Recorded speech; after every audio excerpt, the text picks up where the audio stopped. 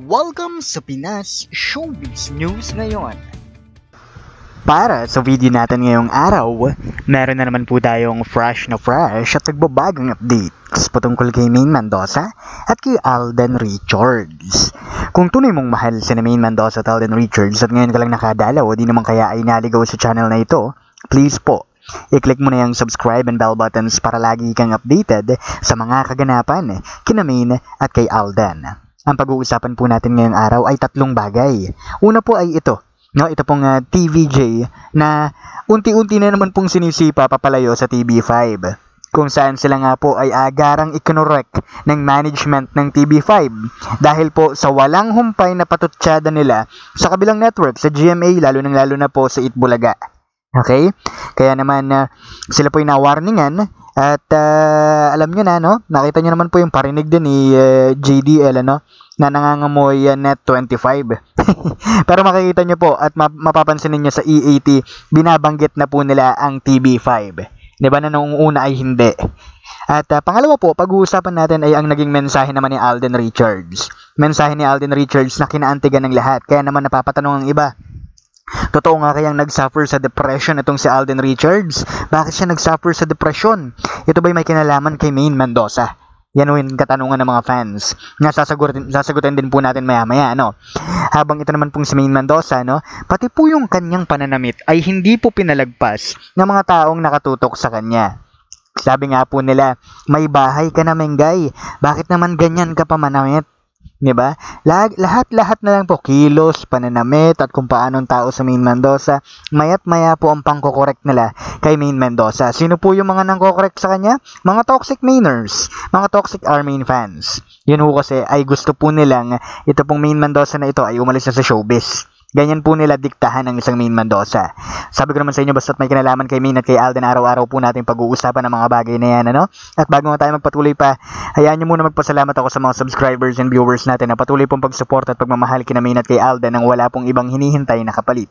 Lagi ninyong tatandaan, nakaisa nyo po ang buong Pinas Showbiz News ngayon sa pag-support at pagmamahal sa kanilang dalawa. At narito ang mga komentong napili ng aming team patungkol sa mga updates natin nito lamang. Unahin natin ang naging komento nitong si Miss Elizabeth, Sabi niya rito, Mr. Pinas, sorry sa mga words na nagamit ko nang mag-comment ako noong other day, Kaya nasabi ko ito kasi hindi na kasi tama ang mga nasasaksihan ng publiko, Ang mga galaw ng isang Maine Mendoza daw. Para kasi nga nakakabwisit na talaga, Mr. Pinas. At Mr. Pinas, yung nagsabing umasta daw si Maine na may asawa na, pakidala na lang sa mental hospital. Baka gumaling ang utak na pulbura. Dapat sa mga impacto na to, sunugin ang buhay. Kasama mga gurang na malapit na sa 16th sa 16th floor below the ground, tatakpan na lamang ng lupa, mga buong pa rin may mga sira ang ulo. Alam ko kung sino sila, Mr. Pinas, o sana tamaan na ng kidlat ang mga yan. Well, unang-una po sa lahat, nagigets ko po kayo, Miss Elizabeth, yung mga sinabi po ninyo ng mga nakaraan at ngayon, naintindihan ko po kung saan nagmumula.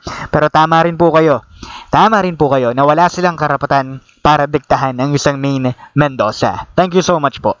At para naman po sa ikalawa nating komento, ito naman po yung mula kay Miss Doris Latupan. Sabi niya rito, kayong mga alagad ni Panot, huwag kayong umasta na kayo ang management ni Mengay. Alam niyo naman na matagal nang may asawa yan. At si RJ Fulkerson, yun, diba? Bulag-bulagan, bingi-bingihan pa kayo. Puro kasi kayo sarsuela. And yes, Mr. Pinas, tama ka. Walang sino man ang magdidikta sa kanya.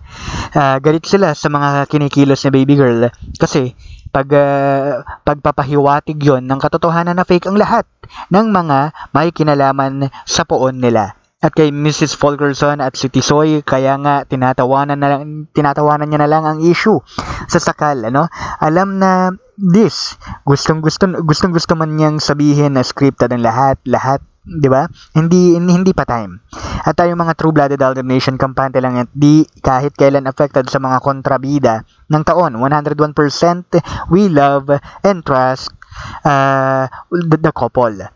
Di naman sila aayon sa mga consequences kung di nila kayang i-handle. They're both smart. Let's leave it all to them. Darating din ang tamang panahon, kapit lang. Till finish line. Aldo forever. Thanks, Mr. Pinas. God bless. And God bless you, Miss Doris Latupan. I agree with your statements, no? Na walang sino man talagang makakapagdikta kay Maine Mendoza pagdating sa mga ganyang bagay. And lalong-lalo na po doon sa sinabi ninyong hindi sila papayag sa mga consequences kung hindi nila ito kakayanin. Tiwala lang. Tiwala lang kay Maine at kay Alden. Kahit na sinasabi ng iba, wala nang pakialam si Alden at saka si Maine sa mga fans, no? Pagkatiwalaan pa rin po natin sila. Ganito po tayo hinubog ni Maine at saka ni Alden. At para naman po sa ikatlo nating komento, mula naman po kay Miss Jean Cordero, sabi niya rito, ang hindi nila alam, yung asta ni Maine, may meaning yan. Di nila alam na nang-aasar si Mengay kahit hindi niya gusto ang mga pinagpapagawa sa kanya sa script, ano? Dinadaan niya na lamang ang mga galaw at sa mga galaw at pang-aasar. If you know Maine from the beginning, alam na this. Read Maine's eyes and smiles. If you know Maine from the very beginning, you will know her actions. Kaya you need to know her more and understand her. Sakal na sa script na pinagagawa at utos sa kanya. Thanks Mr. Pinas sa pag-update kay Maine at kay Richard. You're the best defender of both. Ingat and God bless. God bless you rin po, Miss Jean Cordero. And tama po yung sinabi ninyo, Miss Jean Cordero, na if you really know Maine Mendoza from the very beginning, talagang dun mo malalaman, Dun mo malalaman kung paano siya mag-isip, kung paano siya sa kanyang buhay, kung alam mo yan, yung natural na siya. Okay? Dahil yun yung simula pa lang po, yun yung mga pagkakataon na hindi pa po talaga siya nakokontrol ng showbiz management na meron po siya. Kaya alam po natin kung paano umasta ang isang Maine Mendoza. Kaya nga sabi nila, yung mga taong, yung nito lang po, mga 2018 lang, 2019, 2020 lang sumuporta kay Maine Mendoza, hindi po nila kilala sa Maine Mendoza. At never nilang mauunawaan ang mga taong nakasubaybay kay Maine Mendoza 2015 pa lang. Diba? 2015, 2016, 2017 pa lang nakasubaybay kay Maine. Hindi nila mauunawaan yung kanilang mga ipinupunto. Kaya nga maraming hindi nakakaunawa sa Aldab fans. Kasi may mga fans si Maine Mendoza na nitong 2018 lang, 2019, 2020 lang sumuporta sa kanya. Diba? Talagang magka-clash ang kanilang mga paniniwala. Syempre, doon tayo sa unang ipinakita. Diba? Doon tayo sa unang Maine Mendoza na hindi pa sobrang nakokontrol ng showbiz management na meron siya. At ganoon din kay Alden Richards. Okay? At ngayon, pag-usapan natin ang sentro ng ating mga updates. Unahin na po natin ang TVJ. Ito pong TVJ ay nakakuha na naman po ng warning dito po sa TV5. Marami nga nagsasabi na sinisipa na naman ang TVJ sa TV5, kaya nga nagpaparinig na naman itong si Joey De Leon ng patungkol sa Net25 na para bagang gusto naman nilang lumipat doon sa Net25. 'Di ba? Yan yung sinasabi ng mga netizens pagdating po sa mga issues na kinabibilangan nila dahil hindi po kasi tinatantanan. Ang EAT kasi halos umiikot na lang ang show sa pagpaparinig doon po sa Itbulaga sa kabilang istasyon. 'Di ba?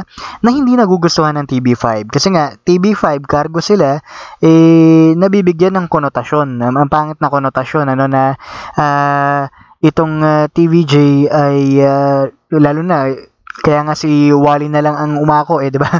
Na pinatawag ng MTCRB, kung ano-ano pa, 'di ba? Kaya syempre, kung ikaw ang TV5, hindi mo gugustuhin na may ganung programa sa estasyon na meron ka, 'di ba? Kabago-bago mo lang nandito, ang dami pang issue sa buhay.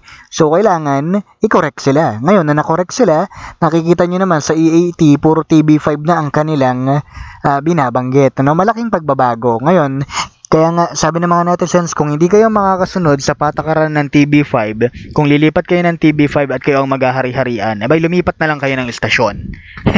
Di ba?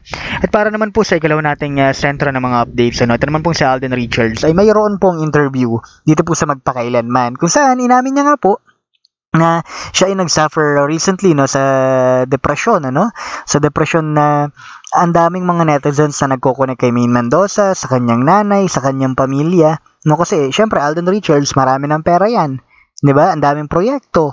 Ngayon ang tanong nila, ano bang depression ang pinagdaanan ni Alden Richards? Well, hindi po natin masasagot talaga kung ano yung eksaktong yun.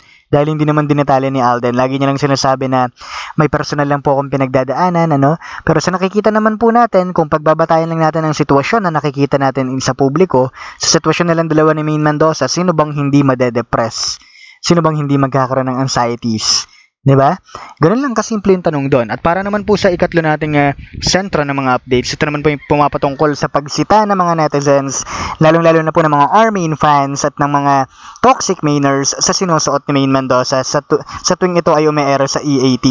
Ulitin ko lang, ayaw na po kasi nilang pag-showbizin si Maine Mendoza. Dahil ang gusto nila, nakikita na lang daw po si Maine sa tabi ni Panot. Okay? Pero may bahay na raw si Maine. Nag-shorts pa ng pagkaiikli. Nagpapasexy pa raw. Yan o yung kanilang ibinabato kay Maine. Ngayon, na pinagbigyan kayo ni Mengay, pinagbigyan kayo ng kanyang team na gamitin ang kanyang pangalan para sa sakal-sakalan. Ngayon, tinitira nyo naman si Maine Mendoza sa likod. 'Di ba? Sinasaksak nyo patalikod. Muli ito po ang Pinas Showbiz News ngayon.